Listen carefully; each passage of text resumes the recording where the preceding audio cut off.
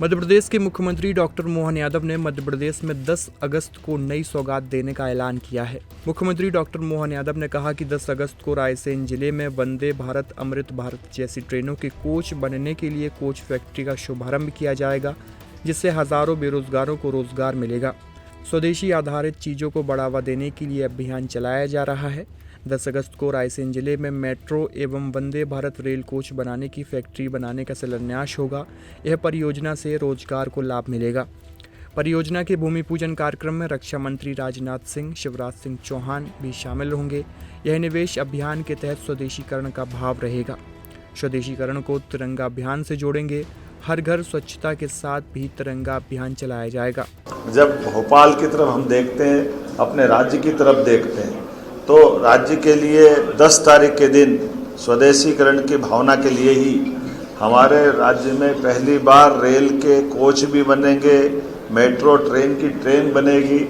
ये अपने आप में बड़ी उपलब्धि रहेगी हमारे स्वदेशी के उस अभियान को लेकर भी कि यहाँ बनने वाले कोच देश में भी, देश के बाहर भी, दुनिया में भी जहाँ जहाँ रेल मंत्रालय चाहेगा निर्यात करेंगे। मेसर्स BEML लिमिटेड द्वारा निर्माण की परियोजना के स्थापना के लिए जिस प्रकार से पूरी योजना बनी है, ये रायसेन जिले की उमरिया में इस परियोजना पे हम काम कर रहे हैं, जिसकी लागत लगभग 1800 करोड़ की है, जिसमें लगभग 1600 से 2000 लोग प्रत्यक्ष अप्रत्यक्ष रूप से काम करेंगे। प्रदेश में ये पहली इकाई इस प्रकार की रेल कोच निर्माण करने की ये सुविधा प्रदान करेगी, जिसके आधार पर मध्य प्रदेश रेल विनिर्माण के मानचित्र पर एक प्रमुख स्थान के रूप में स्थापित होगा।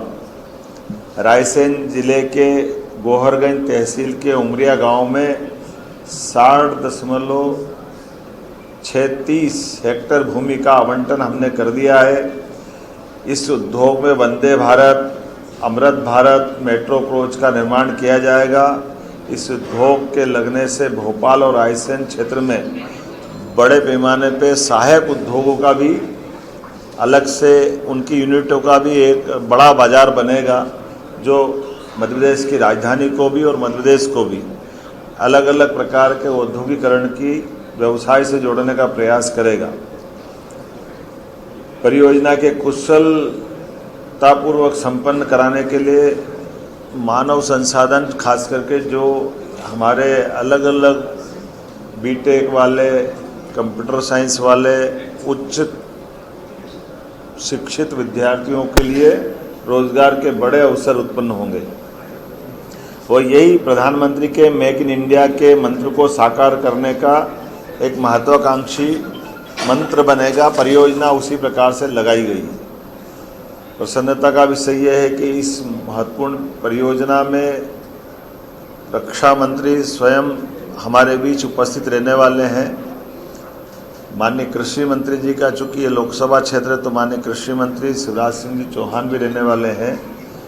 माननीय रेल मंत्री भी उसमें उपस्थित रहने वाले थे, लेकिन उनकी एक समान रूप से किसी और काम आने के कारण से वो हमारे लिए तकनीकी रूप से जुड़ेंगे, वर्चुअल रूप से जुड़ेंगे, जिनका आशीर्वाद हमको मिलेगा, क्योंकि रक्षा मंत्रालय का BEML संस्थान बनाएगा और रेल कोच के सारे काम का ऑर्डर देने का काम रेल मंत्रालय करने वाला है।